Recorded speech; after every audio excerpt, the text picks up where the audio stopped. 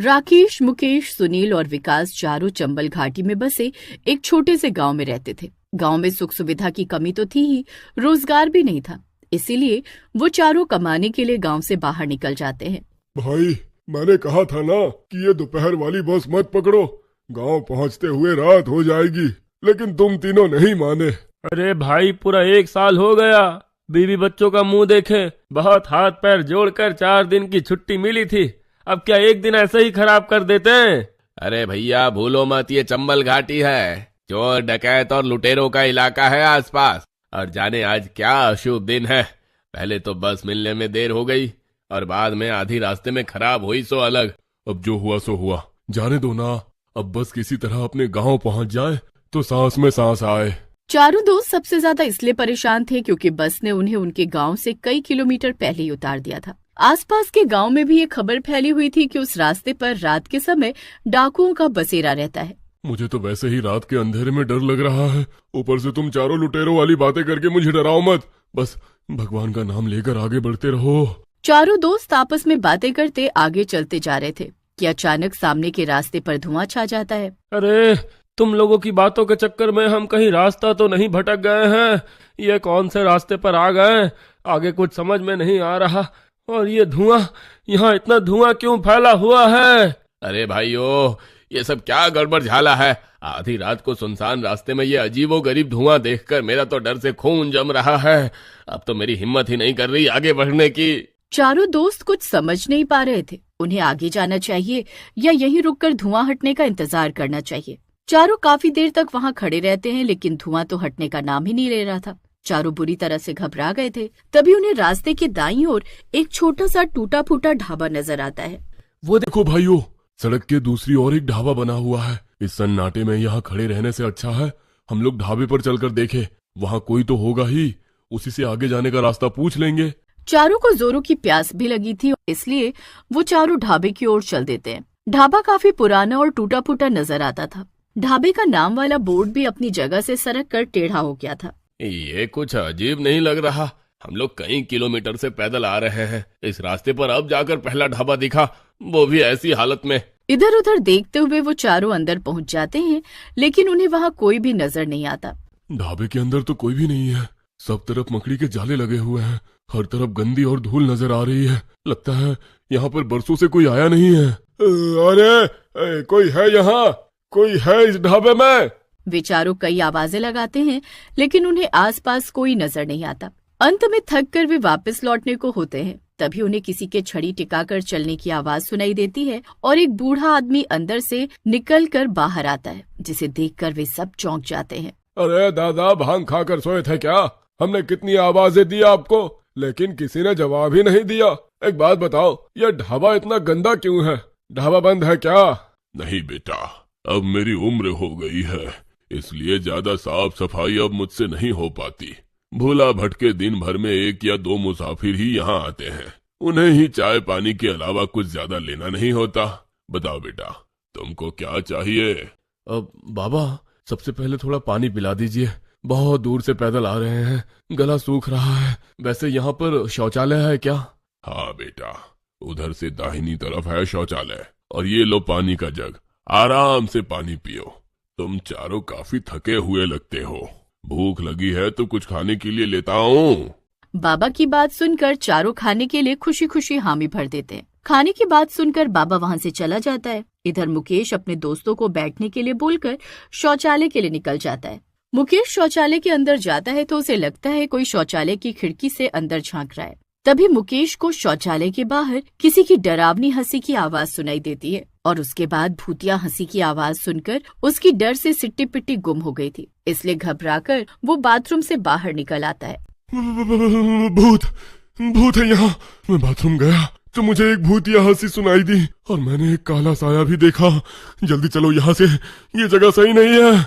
मुकेश भाई, अरे घबराओ नहीं, हम सब आपके साथ है। ये लो पानी पी लो और आराम से बताओ क्या हुआ। जैसे ही मुकेश पानी पीने के लिए अपना मुंह गिलास तक ले जाता है, एक जोरदार चीख के साथ पानी भरा गिलास उसके हाथ से छूटकर जमीन। अरे मुकेश, ये क्या किया तुमने? सब जगह पानी फैला दिया। बेचारे बूढ़े दादा को अब सफाई करनी पड़ेगी। उन्होंने कहा ना, उनसे अब सफाई नहीं होती। तुझे दिखाई नहीं दे रहा? ये पानी नहीं खून है। ध्यान से देख, वो बूढ़ा हमें खून पिलाना चाहता था। ऐसा खून वाला पानी हम कैसे पी सकते हैं? अरे भाइयों, देख क्या रहे हो, भागो यहाँ से। वो चारों आपस में बात कर रहे थे, तभी अचानक एक आदमी वहां आ जाता है, जिसे देखकर वे चारों चौंक जाते हैं। अरे आप लोग इतने घबराए हुए क्यों नजर आ रहे हैं? जरूर पानी का जग खुला रह गया होगा और तभी कोई जंगली कीड़ा मकोड़ा उसमें गिर पड़ा होगा। मैं अभी दूसरा पानी ले आता हूँ। लेकिन आप कौन हो? अभी तो उन बाबा ने कहा कि वो अकेले ही ढाबा चलाते हैं। आपको कैसे पता? हम पानी के जग को देखकर ही परेशान थे। अरे आपने बिल्कुल सही कहा, वो अकेले ही इस ढाबे को चलाते हैं, लेकिन मैं कभी कभी यहाँ आ जाता हूँ उनकी मदद करने के लिए। पानी जमीन में गिरा हुआ है, इसीलिए मैंने उसे देखकर अंदाजा लगा लिया। विकास को अभी भी उस आदमी को देखकर कुछ अजीब सा महसूस हो रहा था। कुछ देर पहले तक तो ये ढाबा वीरान नजर आ रहा था और अब अचानक दो लोग प्रकट हो गए। ये बात रह रहकर उसके मन में आ रही थी। ये कैसी जगह है, इतनी सुनसान और डरावनी सी। ऐसी जगह में आप लोग कैसे रह पाते हैं? डर नहीं लगता क्या?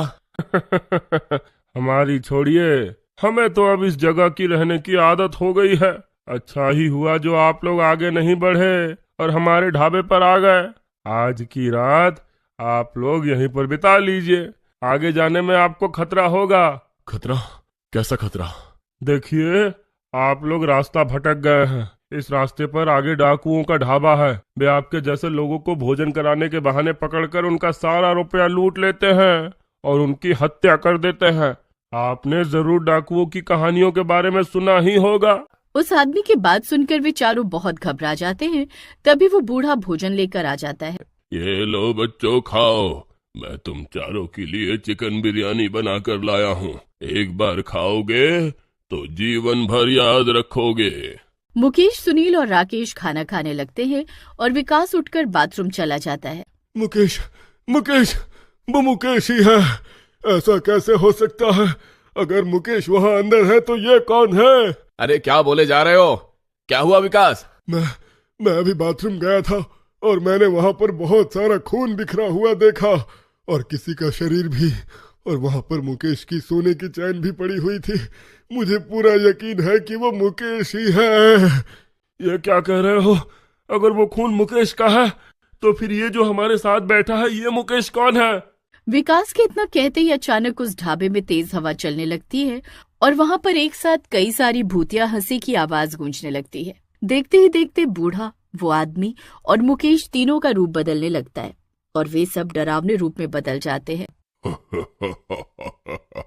कैसी लगी हमारी बिरयानी? तुमने बिरयानी खाकर अपनी भूख मिटाई और हमने तुम्हारे दोस्त को खाकर हमारी। ये तुम क्या कह रहे हो? तुमने हमारे दोस्त को मार डाला? घबराओ नहीं, अभी तो तुम तीनों का भी नंबर आना बाकी है। कुछ ही देर में तुम भी अपने दोस्त के पास पहुंचने वाले हो। विकास, सुनील, मुकेश और राकेश जिन डाकुओं के डर से इस ढाबे में आए थे, वो दरअसल उसी डाकू का ही ढाबा था। बूढ़ा और उसका बेटा दोनों इसी रास्ते पर लूटपाट का काम किया करते थे। जब कोई मुसाफिर उनके ढाबे में खाना खाने आता तो ये जहरीला पदार्थ खिलाकर उनको लूट लिया करते। एक बार गांव के लोगों ने मिलकर उनके ढाबे के ऊपर हमला कर दिया और उन दोनों को पीट पीट कर मार डाला। तुम चिंता मत करो राकेश और सुनील, दुनिया में अगर शैतान है तो उससे बड़ा भगवान भी है। मैंने बरसों भगवान शिव के महामृत्युंजय मंत्र का पाठ किया है। ये हमें छू भी नहीं सकेंगे। तू बस मेरे पीछे पीछे मंत्र पढ़ते जा, बस उनकी तरफ मत देखना। तीनों दोस्त आंखें बंद करके महामृत्युंजय मंत्र पढ़ने लगते हैं, जिसे सुनकर भूतिया डाकू बुरी तरह चिल्लाने लगते हैं, लेकिन वो अपना मंत्र पढ़ना जारी रखते हैं। कुछ देर बाद जब वो अपनी आंखें खोलते हैं तो भूतिया डाकू वहाँ से गायब हो चुके थे। तीनों उस ढाबे में आग लगाकर वहाँ से भाग निकलते हैं और इस तरह उन भूतिया डाकुओं का ढाबा हमेशा के लिए खत्म हो जाता है।